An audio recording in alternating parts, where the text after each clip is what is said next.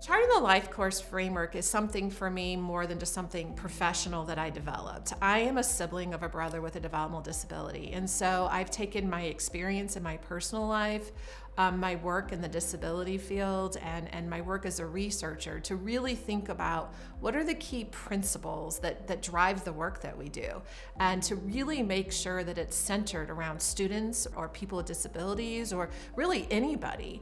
It started out as a disability framework and really evolved into what we call a human-centric framework. The educational objectives of the LifeCourse framework start with identifying the student's good life. And to break that down, it really comes down to starting with the student's gifts and talents.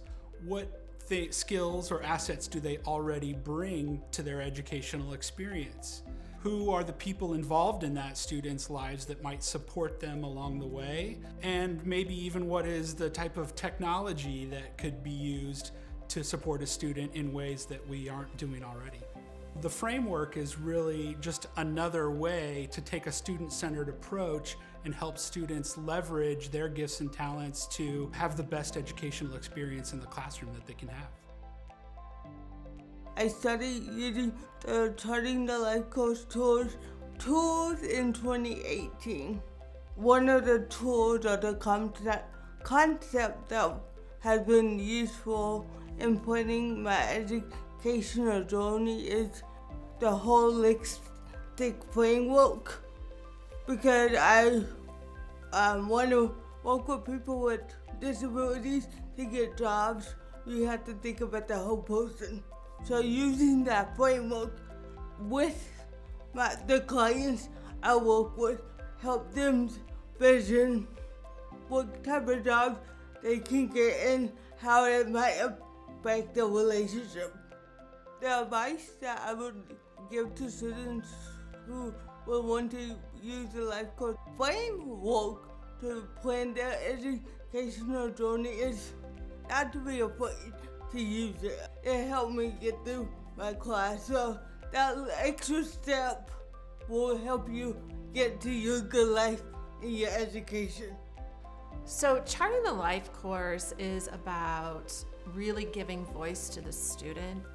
The other thing that it does that's often left out in education is how do you bring the family's voice to the table?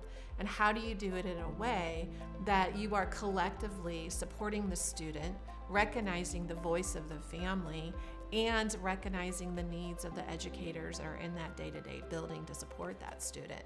And so there's a whole aspect on Charting the LifeCourse called Charting My Family's LifeCourse that really allows families to think through, what do I want for the future for my child? What are the supports I need to put in place at home now and in the future?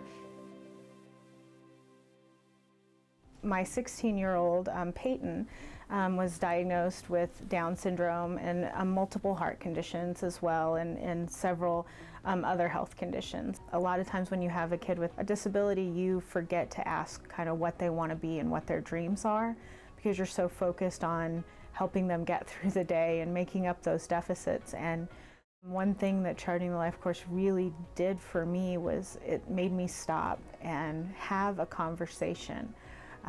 He did not like that I'd pulled out a piece of paper, so I put it away and we just had a conversation about what his dreams look like. What did the best day ever look like when he was all grown up? And I've been able to use those things as he's gone on and remind him that those are things that he wants in the future. My son Gunnar is 12 years old. He experiences autism, epilepsy, and other disabilities. He received his diagnoses before his 2nd birthday, and we started using Charting the LifeCourse when he was in preschool.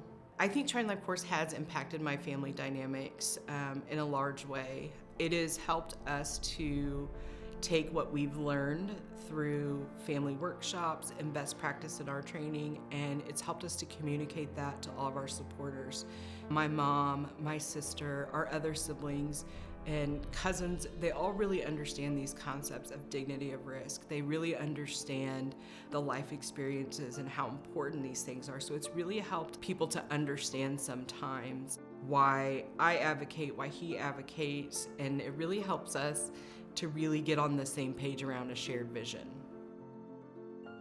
We're getting calls from school districts and state Department of Educations talking about how it brings together cross-systems approaches.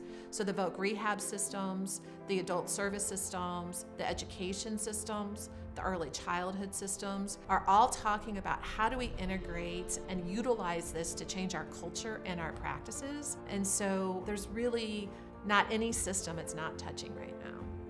Gunner's vision of a good life at this time is to live independently in a house of his own, to have a brown dog, to drive a red truck, to be a business owner. He wants to be married. He wants to have children. And so I feel like my job as a parent is to advocate with him for opportunities and to help him seek out different opportunities in the community to get him where he needs to be so that he can live that vision of a good life.